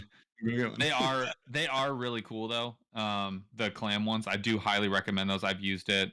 Very reliable, very simple, but it makes you feel like you've got an actual high end auger. Pretty sweet. Yep. So that was a game changer last year. This year's game changer for me will be Vexilar for sure. It's gonna be having 2 to where, because right now we're like siloed where we have like a new system. Man, it's already 9:15. We have a new system where what we're doing is we'll both have a sled, right? So I'll be walking first, and I'll have like the drill, right? Mhm. And or Jeff will be walking first with the drill, and I'll say, okay, we're at a spot, tap a hole. He'll tap a hole, and I'll be still walking behind him, pull up my sled with the Vexillor kind of mounted off to the side, and I'll just have it already on, plop it into the hole, get a quick reading. If we want to fish it, we fish that hole real quick. Jeff will be, while I'm getting a reading, Jeff will be plopping, pulling up a lure. If it's not a good spot, we just repeat the same process until we find a place we want to fish. Once we find a place we want to fish, we just dig anywhere from 2 to 5 holes in that area, and then that gives everybody options. But we are sharing electronics, so one person is an advantage and one person is at a disadvantage, which is not fun. It's just not fun at all. So it's a big investment.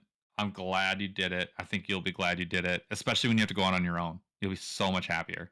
Oh, for sure. Yeah, I am absolutely pumped for that. Last year we made a lot of upgrades. This year, like surprisingly, was less upgrades, but more money because of that Vexillor. But the FL8 SE will last you. It could last you your lifetime. Yeah, perfect. That's what I'm looking for. It's the unit has changed almost not at all since it was first invented, and it is the stock standard of flashers. And and then a pro can use it. I mean, it's good. It's great. It's a good. That is an investment. It's a great. I recommend that for anybody getting into ice fishing that is ready to make the jump. 100%. I'm stoked for that. Other than that, you picked up some new bibs. Yeah, I saw that right here. They're the same ones you have, right? I think so. Show me them. We'll find out. The Striker Ice Predator. Yep. Did you get? Yeah, those are the same. Let's look at his tags out. Look at this guy. Boom. Striker Ice Predator bib. Yep.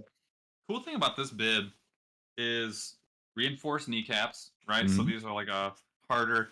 The irony is I'm wearing Carhartt Extremes right now, which I love, but they don't float, and that was the biggest thing. It's like a safety issue. Like if I go through, I'm going through. The irony is the most reinforced portion of this striker bib is still like less durable than the like Carhartt Extremes. So there's always that. I cut them. I cut that knee last year. I know. It's sad. I patched it. Don't worry. Whatever. This is sweet though, and this is a huge upgrade. The idea that you can have these enclosures to keep lures like on your thighs for when you're kneeling on the ice, you find yourself kneeling all the time. That is going to be a game changer for me. And then the hand warmer pockets up here. I have pockets like that up on my bibs, but they're not hand warmers, and they're just not fuzzy and nice. And that is going to be a huge upgrade. Outside of all that, these are going to be super warm, but they're also going to be super safe because they do float. They're using the tag that says it floats. That was actually it floats. that was actually the main reason for me the upgrade over everything else. That was the only reason I upgraded. I do love my Carhartts, and I will use them less this year, and I'm gonna be sad about it. I will say the Carhartts are way better than the Carsharts. I think we all knew that. It could be worse. So yeah, I have the same exact bibs. Love them to death. The overcoat that I have, and you're probably gonna stick with your Carhartt coat. No, there's a 20% off deal or something. Homeboy's gonna spend more money. So I have the Strike Master floating coat because when I picked up the bibs, I was at Cabela's and those happened to have been on sale, but the Striker Ice one wasn't. So I have the mix and match crew. Welcome to the mix and match party, you guys. All right, any other gear for this year that we're excited about? News and noteworthy? Thought so. All right. I have a question about boots spikes and safety spikes. I've never used them. I have them. They usually stay in the sled, which is not a useful place for them. So I usually use the boot spikes. Paul does not. They barely fit on my lacrosse Alpha Burly Pros. Like the boots, they barely fit over there. That's how big those boots are. But I like the boot spikes personally. They do. Depends on what kind you get. So I just have like the basic stretch ones with the flat spikes, not like the spiky spikes. And I feel like they give you really good traction, which is great. So I never find myself like slipping and falling on the ice. The picks or the hand spikes for if you fall in, I usually have like in a pocket, which is not ideal. You're supposed to like wear them around your neck. Unfortunately, the ones that I got are just huge. Or I'm sorry, not. I think most of them are. They strangle me. They're too small. So I actually want like a bigger set that can hang further down around like can you just cut the rope and tie a longer rope to them? because the rope is irrelevant. Sure. I mean, sure, if you want to, make sense, whatever. I'm a DIYer. Right. I've never worn. I don't think I'm gonna get any grips for my boots. I've never done it. Yeah. I don't. No, you haven't. I think I'm too young. Maybe I'm just too stupid. Like when I get older, I'll probably do it. I'm too young. Okay. All right. I'm just young and dumb. Like I assume that I'm invincible, but I'm not. I haven't realized my mortality yet. All right. Well, we'll figure that out. I'll chase you around. Eventually, I'll figure it out. All right. Well, anyways, yeah. What we would recommend to you is that you do wear boot spikes and have the spikes in a very close vicinity in case you do fall through, and also carry a spud and check the holes with your auger every now and then. I do that. We do the spud and auger, so we generally know that the ice we're on is safe, right? But anyways, you never know for sure. I digress. So that is essentially our setup, our prep. This is our prep episode for ice fishing, you guys. We are excited about it. We hope you guys are excited about it too. You do have one more? One more piece of gear? God, this guy keeps buying stuff, you guys. I can't stop him. Haley, if you're watching, it's not my fault. I do not tell Paul to do this. I have never told Paul to do this. Anyways, go ahead. So I was tinkering with options. Oh, he's tinkering. Oh no. So I put a bunch of stuff in a 3600 size. Sure. One of these, and then I realized that it does not fit with this Yeti bucket that has the drop-in. If you have the drop-in, this is non-compatible. Yep. That bothers me a heck ton. I do not like that. I don't even put mine in there. I know. It goes in the sled. I'm going to. So. Okay. Cool. I don't know if this is the way that's going to work, but I found out that I actually was able to fit more gear in two 3500s than I was into the 3600. A lot more. I have a lot more open space. And two of these fit in here, no problem. I could jam another one in there and still use the drop-in. And on top of that, it fits inside of one of these fits in there. Not two, but one. Does the lid go on top of that? Yes, it's lower than the handle. But do you have a lid yet? Yeah, I did. Oh, you did get it? Yeah. So it's that to me actually totally changes the way this is not a requirement. This is a nice thing to have. You could do this with a regular bucket. I have lots of regular buckets, but man, this thing becomes now all baits sitting bucket. No question.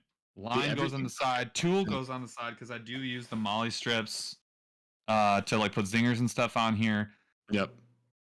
All that goes now in here easily. It's the everything bucket. That's clutch, man. Because you know what ends up happening. Bucket. You know what ends up happening though. What ends up happening is when you're ice fishing, you'll drop your sled. You'll drop your sled, and then you will walk away into another hole, right? And you'll take your electronics. I can throw everything that I need in here, including my ice little scoop. Yep. And I'm not leaving it back at the other hole, walking 30 yards, forgetting something. It happens all the time. It's the most frustrating thing. Hopefully I can avoid that as much as possible. Snow with Ted last year. Last trip of the year, I lost my scoop in the snow.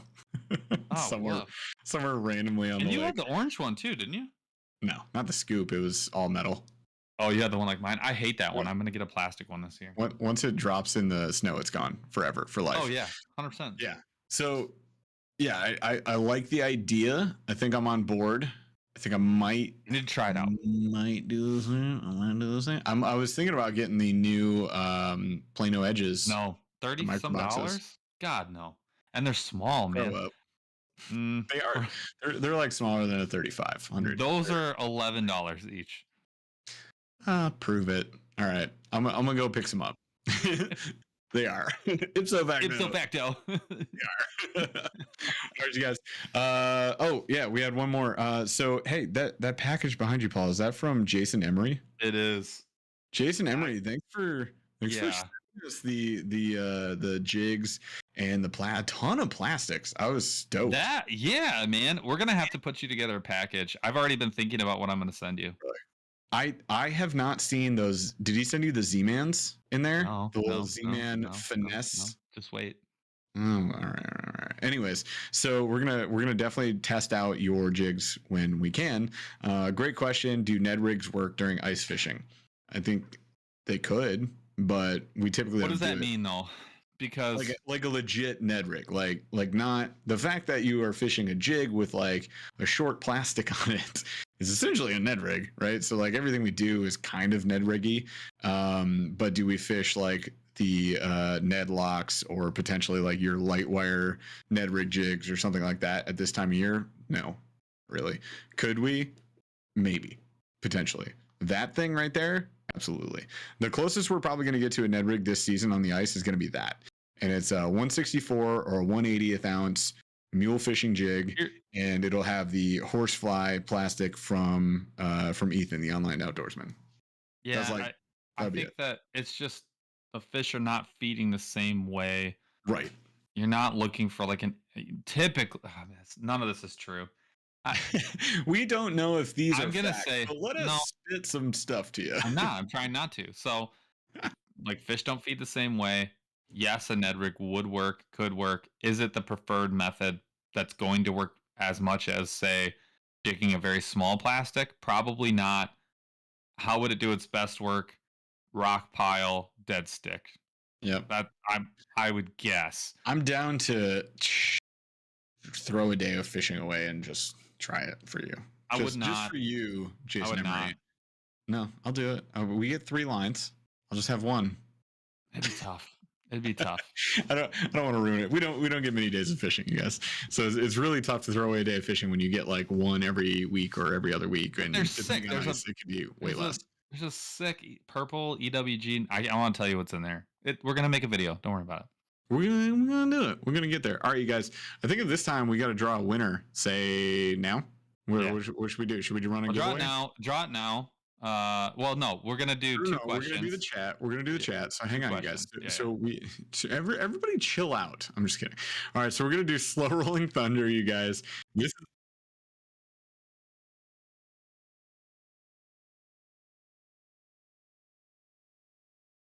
look above the giveaway. Where on the screen? Oh, look, you guys, I can't see the screen, so you can see the screen. Look above there.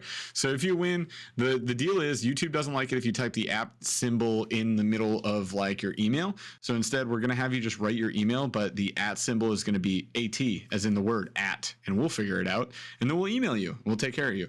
So we got a $25 Monster Bass giveaway card on the line. It will be good for the online store, anything but the subscription. All you got to do is type chat, and at this point, you've already done it 150 times. You guys are amazing. Don't type gibberish. Don't type nonsense. It's going to get skipped. So just type chat or questions or anything you want to say. That's fine. As long as it falls within our parameters of okay for the chatbot. And you can also do super chats. Look at this guy. Never too late to the party. The Burly hype man _ aka _ the West Tennessee Alex Rudd. I love it.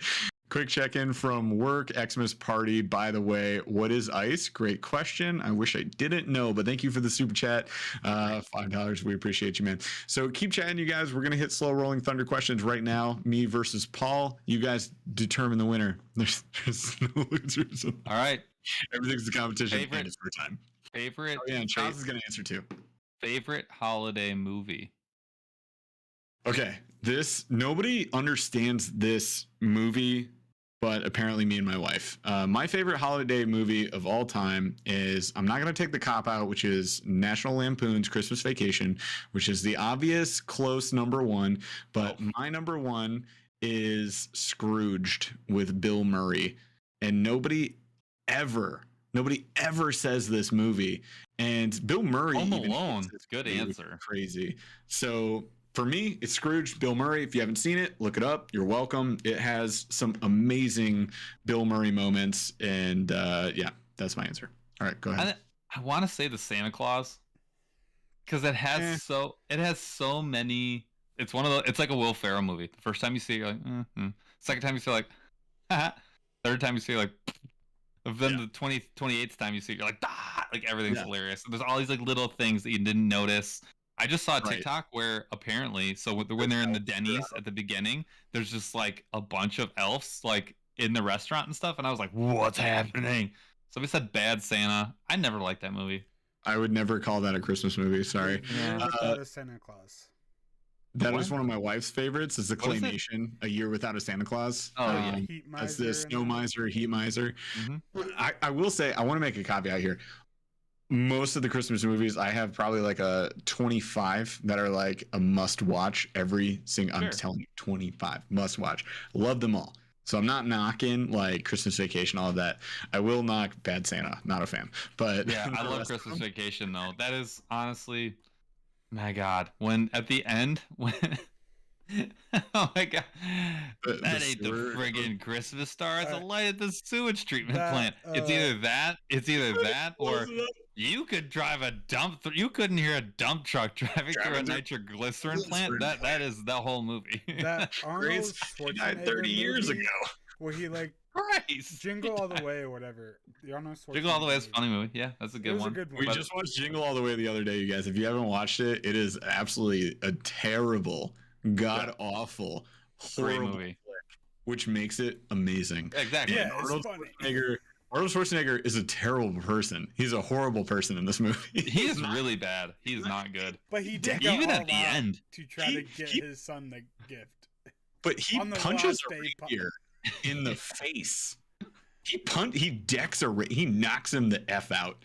And then he like steals toys and he commits crimes the whole time. Why? Because he's a bad dad and he didn't buy a Christmas present until Christmas Eve. He wanted a very specific. He's got a really. This child needs to expand his horizons. Okay.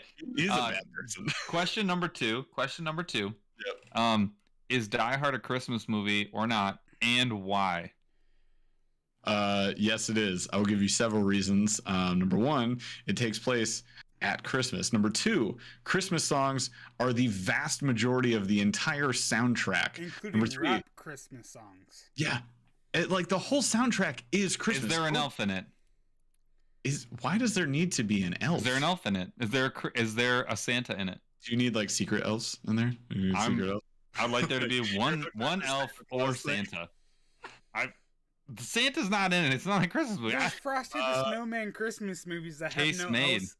elves. There's a giant. You There's a have giant Jack Christmas Frost. tree. and- There are presents. There's mistletoe. Everywhere's Is there wearing Christmas mistletoe? outfits. Yeah.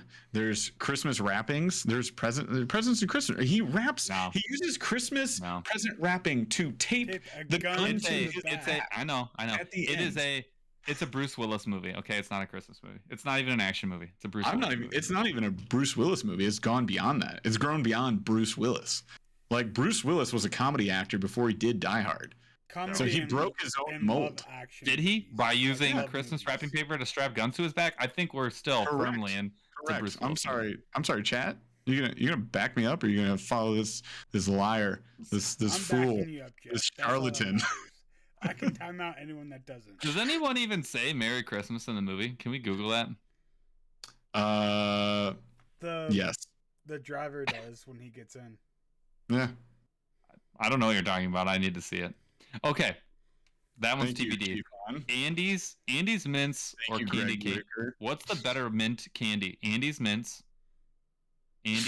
or candy canes? Wait, what is the what? Andy's chocolate mints. No, what's the Better question? Mint candy. What's the Andy's better mint candy? or The candy better canes? mint Christmas candy. Do people enjoy mint candies? Who? I'm sorry. You They're guys like enjoy mint? quintessential Christmas candies. Like Candy you canes.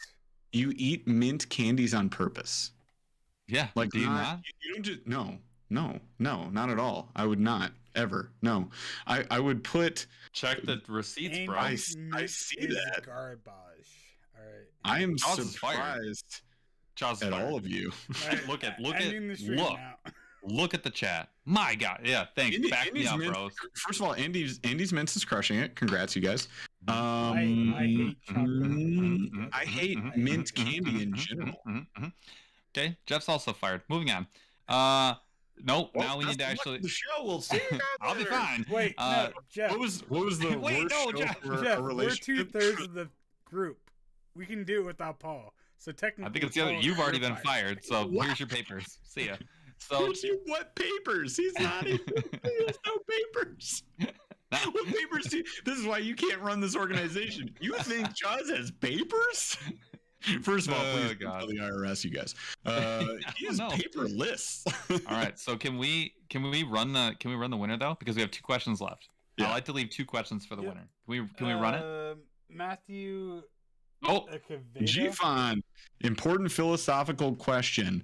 Which planeteer ring would you choose? Fire, wind, water, earth, or heart? Heart's not an option. Everybody knows that. Everybody knows that. I would probably select water, Fire. but water beats fire, so I'm kind of like, yeah, water. I mean, go for it. Okay. I don't care. I'm gonna be fire. We're basically fire and ice. How is ice not an option? It is I don't know. water. Well, Very water. cold water. You just chose warm ice. Nailed All it. right, who was the winner shot? Sorry, we got distracted by Matthew Gfon's amazing super chat. Acevedo? Wait, Wait. what? Matthew Matthew? Acevedo. Say it again. Aceved. Acevedo? Acevedo. I see him in here. He says sweet awesome. So I think he heard that he won. So Great. Matthew, congrats on winning. Please type your email in a really strange way so that we can choose you as the winner. So if you type your email without the @ symbol, I can see it then because YouTube changed their auto moderation system. We will know. We'll see how this that works it out is for an him. email. We'll figure it out. While we're waiting for him to decipher how he's supposed to get us free stuff, Matthew. I'm gonna I'm gonna ask the next question. How long before you can tell kids that Santa's actually a criminal? Because he breaks into everyone's house. Don't forget about the labor issues. Like I said, that's like slave He went up here. north and he enslaved indigenous people of the north. Like the elves do not get paid. Wait, and before we you have get something that's like you get 12 paid in here, candy. that is like They get a lot of wait, vacation time Santa's though. Not They real? get paid in mint candy, which is a crime. They get a lot of they get a lot of vacation time though. Hopefully. How? This is not a good question. Yes, it is. When do you tell your kids? Not when do you? You don't say like, kids watch this show, so I'm not gonna say anything about this. Okay. All right. Number Moving 5. on. Open a did you when you were a kid, did you guys were you allowed to open a present on Christmas Eve, like the night before Christmas? Were you allowed to do that early or no? No. Yes. So here's the deal, though. It was weird. It was kind of weird. At my dad's house, my parents are divorced. We go to my dad's house. We go to like my grandfather on my dad's side, right? Go to his house, and like my aunt, uncle, cousins were there as well, and my stepbrother, my sister. And when we're there, we would do actually like all of the family presents on Christmas Eve. Yes. And then on Christmas Day, we would do the Santa presents, and the stockings would be from Santa. Mhm. So it'd be like full night of opening presents, like lots of presents, just Yeah. all from the family. And then the surprise presents the next day would be like two presents from Santa and then like a stocking. Oh, so you guys did go all out. Like, so Christmas Eve was like the day. Oh yeah, Christmas Eve. Got Like it. there was tons of food, and we'd have like a big dinner. We go drive around. It was in Midland, Michigan. We go drive around Midland and see all the lights, and then we come back, and then we'd open presents and Nice. have like hors d'oeuvres or dessert and stuff like that. My wife's family had like Christmas Eve was like when all the family gets together and they'll exchange gifts in between each other, and they'll save like the remainder of like the family gifts for like Christmas Day. And there's like a huge like Christmas Eve is like the day that you kind of look forward to. So I like that. Yeah. I think that's cool. My Agreed. family, we did not have that. Like our family was like super small. We did not have like huge family. So for us, sometimes my brothers like guilted them into letting us doing it like over the years. And so they were like, eventually they just bought like a crappy gift and they'd be like, yeah, we get to pick which one you open though. And it would be like, here's your Matchbox car. Like a white elephant. See you tomorrow, go to bed. And my brother was always like trying to find the gifts and figure out like what he got early. Like he got a guitar one year and I literally walked in the room and he's playing it. He's literally playing it. Yeah. In my parents' room. I'm like, bro. And he's like, you got one too. And I was like, God darn it. You ruin everything. Yeah, my dad caught him one year and just he whooped his rear. It was not pretty. I'm not sure he's fully recovered. So I would say I actually am not a proponent of the night before. Christmas Eve gifts. So, Yeah, I like the whole Christmas Eve gifts, like with the big family. I love that. That's a 10 out of 10. That's 12 out of 10. Yep. Small family, like you just getting one early. Okay. I'm kind of a hard ass. I say no. So so I'll say this, like my wife and I with our daughters, we don't do that. Yeah. That was just the big family gathering, and like that's how it's gonna go. So like my dad and stepmom are coming over this weekend, and they're gonna do like their Christmas with my kids. And then the next weekend, we're going to Frankenmuth with my mom, and then we're going to do Christmas with the kids. So my kids are getting like 3 gosh dang Christmases. They are lucky as heck. So then the following week is actual Christmas, and they'll get Christmas with us, but there will be no Christmas Eve presents. I like so it. I'm with Grinch you on 'em. Grinch them. He's like, actually, we're getting rid of all of these. I'm kind of down. Like, I'm totally down. I really don't. I know you're boycott on Christmas. I do. I kind of have a boycott on Christmas. I really do. Bah humbug. I know. Matthew, did we get your email? Did we do a thing? I didn't see it. His Instagram. We resorted to the old method. He's sending it to you. Yeah. So his Instagram is currently disabled, so I can't do it that way. Oh my Can gosh. you email us? You know what? Yeah, I Universe sent him the email to my email. Okay. All right. Why is it so hard to give people stuff these days? Also, I wish there was an easier way to do this, you guys. I apologize. Like I want this to be easier. I want to be able to send you stuff. I want to be able to get stuff out of my house so you can fish with it, because I ain't fishing with it. So dang. To Paul's question. Mm-hmm. I never got anything on Christmas Eve. Okay. But I was a kid that would be like, once I know the Christmas shopping got done, I'll say, I'll know where you put the presents, and your parents will look in the direction. So then I know where they are, and I'll sneak them out and do it. Oh my gosh, chat. How many of you guys like legitimately snuck peeks of your presents? Not me. Never. I did it 1 year. I lived with that guilt.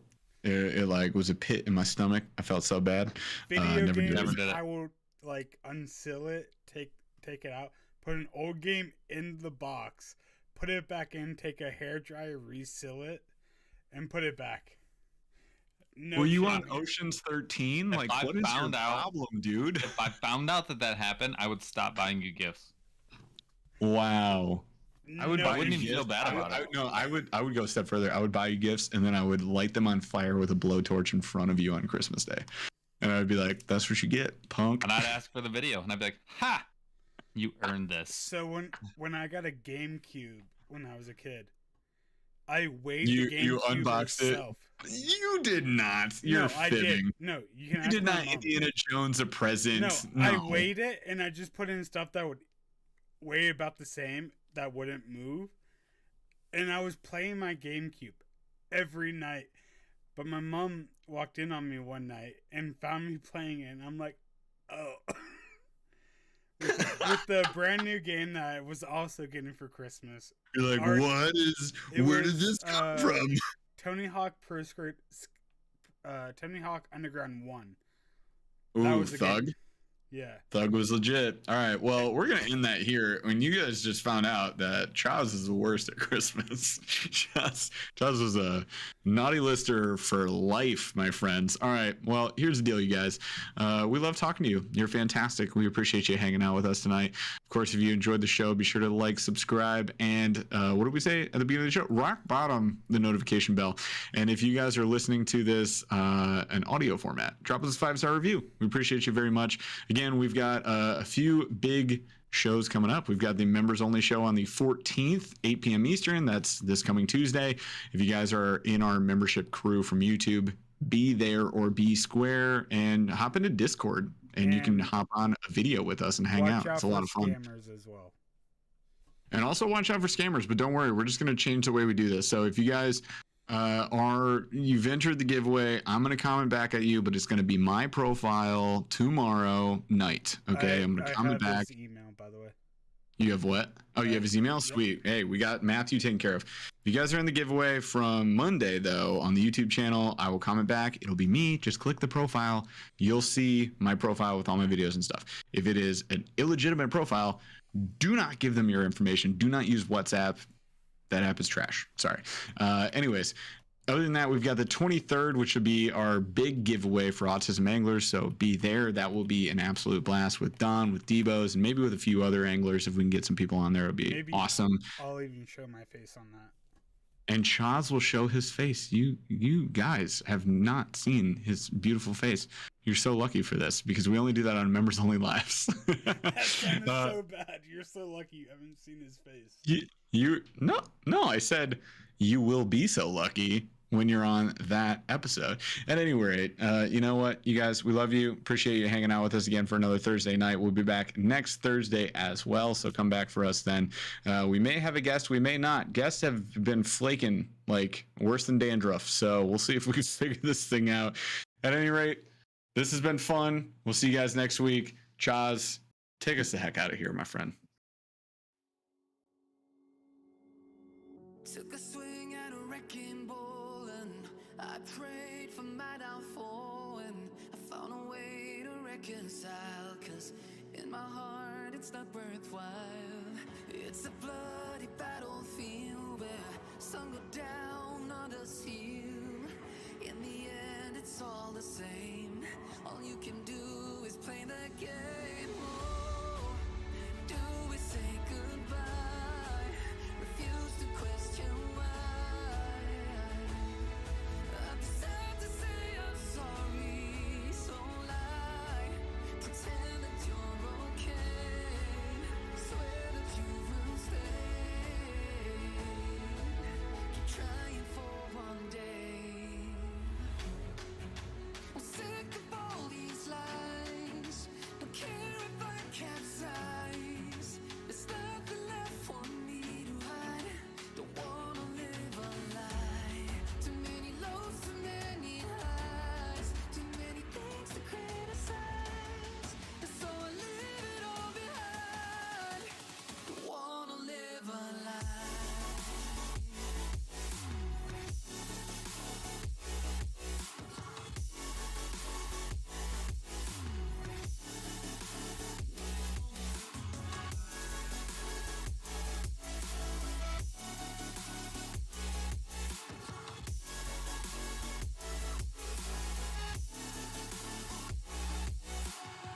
Life kept spitting at my feet and forced me down a dead-end street when all I had went up in flames, burning only dark remains. I cover up every part of my skin, oh, 'cause I don't like the person within, oh. I know I'm the one to blame. All I can do is take the shame, oh. Do we say goodbye? Refuse to question why. I'm too sad to say I'm sorry, so lie and pretend that you're okay. Swear that you will stay. Keep trying for